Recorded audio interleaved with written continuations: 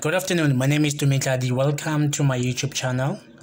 If this video is the first video of mine that you are currently watching, I'm gonna urge you to watch my other previous videos, because there's a lot that you can learn. That one I promise you.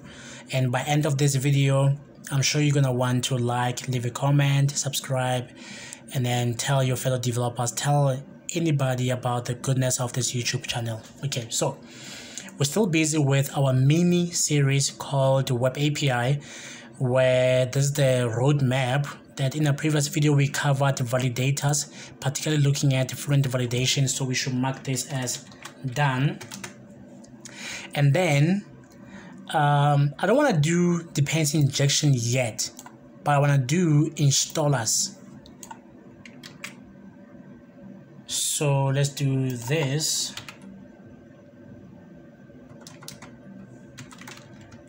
This is what I want to do. I want to do installers first in .NET Core before we can look at dependency injection still in .NET Core. Maybe I should do this so that we get to know that the focus is going to be for .NET Core. So now we're going to be doing installers. So there's this topic of installers. Okay, now how does it look like? We're not going to do a Google study or research. No, we don't care about it. Now, here's the thing. We're not going to focus on this project, obviously, .NET Framework, but we're going to focus mainly on .NET Core, meaning that this video is going to be short, simple, and sweet. Okay, so in .NET Core, you know how typically that, I think I can show an example. Let me do something like this. Let me open File Explorer.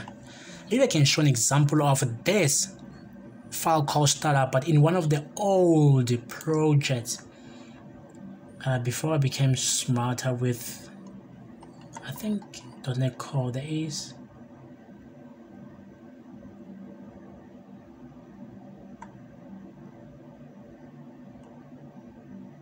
.NET Core sample. Let's see. As you can see, this was modified when this was created when 31 December 2019. So when I learned about version control, I'm looking for this startup file. This is what I want to talk about. So traditionally, when you create a blank a new project, a blank template like ASP.NET Web API in .NET Core, you will now get this is absolutely perfect example. So we know that this is startup, and it has the constructor and the property, and then it has this method by default, right, called configure services. But this is me doing all of these things. Look at this. This is me doing all of these things. We're not going to focus on configure method, but we're going to focus on this method called configure services, where we add services.add options. What for? I don't know. Services.configure email settings, Okay, service.configure cookie policy options, and then we have some issues, some stuff for cookie policy. Services.add context, DB context. Services.add default identity, and then we have some options, a lot of options. And then we have add default UI, add entity framework stores, and then we have services.add authentication. We have a Google authentication. When I was learning how to authenticate yourself in .NET Core using Google, Facebook, Twitter, I could not get Microsoft, but this is working. And then you have a services.add MVC. You have a services.add singleton. So this becomes a filthy, as you can see. This is a filthy. It's long, it's ridiculous. But what does it mean? What if you could have something like this? Look at this. What if you can have this? Just this. What if you can have one line of code called services.installer services in assembly passing configuration? So this is where the topic of installers comes in. So you first need a folder called installers, because this is how you clean a startup class. It's well organized. Now, so you're gonna have installers. You're gonna have this interface called DbInstaller. That's the first thing that you need. This interface, it's an interface you can see.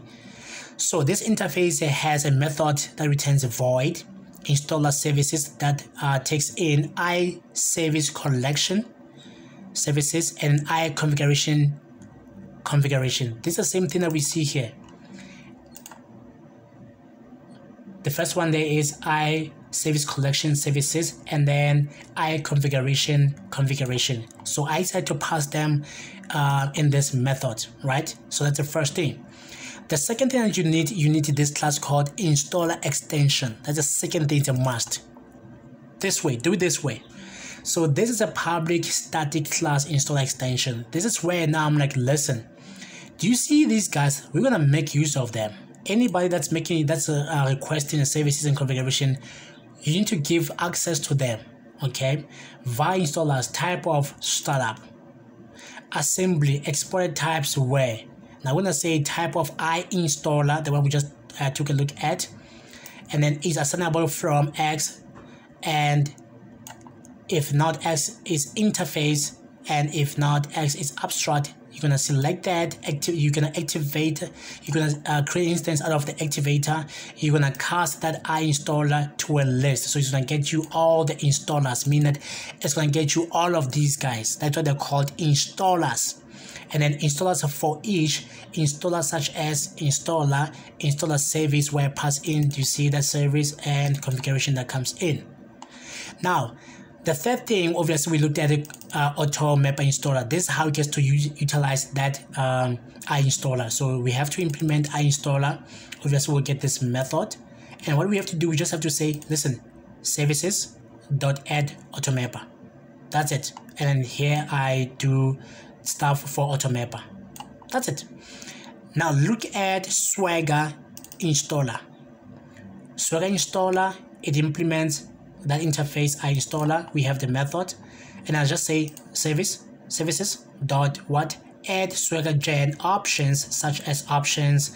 And then we did, by the way, there's a video where we looked at Swagger, how I configure Swagger. Please watch a video where I did extensive walkthrough on this. But I'm not going to talk about Swagger, but I'm just showing you that this is how I get my Swagger to be wired up in my .NET Core with everything. Okay.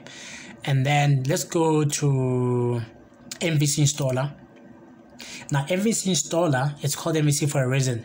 It implements that interface iInstaller, the method, and then this is where I am using the command to say services, add controllers, options, such as we'll talk about this in the last video I intend to do today.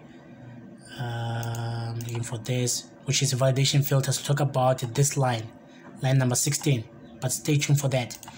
So these are stuff for MVC, particularly for MVC, and this is how we register our Fluent validation, as we looked at it in our previous video. Validators, this is how we get to register on the MVC. And then this is how we say we add razor pages. Why is this important? It's important because you can also save razor pages within this project. And then services.add scoped. Now this is scoped. Funny enough, why is it here? Why is it not on the DbInstaller? But it's fine. This is add scoped, where this is where dependency injection comes in. The video that I intend to do next, dependency injection, add scoped. Okay. And then finally, we're looking at the DbInstaller. We're going to be focusing a lot on this class. So stuff like services.add context, in application DB context, you're going to use SQL Server, that's a connection string, and then we're going to register our dependency injections. There we go. So this is well clean and organized. That leads to one line. One line. That's it. That's it. So when I saw this, listen, this is fantastic. This is you can register anything that you need. You need to be that thing that needs to be registered on startup. Just create its own independent installer. This way you manage every single thing. When you tamper with automapper, and then you don't tamper with this class. And then when you're using version control, as I taught in my previous series, and then you don't tamper, you don't look at the history of this guy, you only look at the history of automap, and then that's it. when you make some changes here, it only shows that you make some changes here and not the setup class, which is a healthy thing. So with that being said, this is the whole purpose of installers. It's an exciting thing because even my new system, I'm still going with the same pattern of installers. Okay, but just know that it can only work for .NET Core but not .NET Framework. Okay, that's why this video was intended only for .NET installers. Okay, right, so that's what we covered. Thank you very much for being with me. I hope you understood at least a little bit about installers, the purpose and everything, because it helps your project to be well organized and structured. It shows that you are clean, well prepared and organized developer, not a lazy one. And I said by end of this video, I'm sure you're gonna hit that subscribe, clicking on that subscribe button, and then click on notification bell to be notified when I drop the next videos. With that being said, thank you very much. Let's meet again on the next video.